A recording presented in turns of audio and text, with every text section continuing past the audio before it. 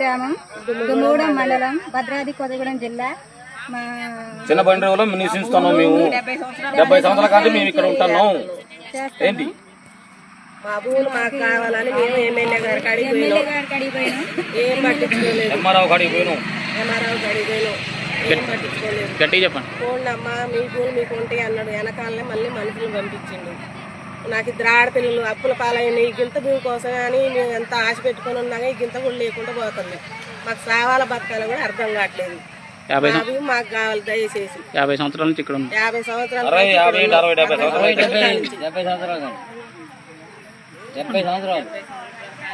70 సంవత్సరాల కాంచి ఇక్కడ ఉంటున్నాం. మా భూమి మాకు కావాలి. మా పెద్దలు చెట్లు పుట్టలు కొట్టి ఏదో సాగు చేసి మాకు మనిషికి ఇంత చూపెట్టి మనిషికి ఒక 1 ఎకరం 1/4 ఎకరం అలా చూపించి మమ్మల్ని ఇక్కడ నిలబెట్టారు. దాని ద్వారాగా మేము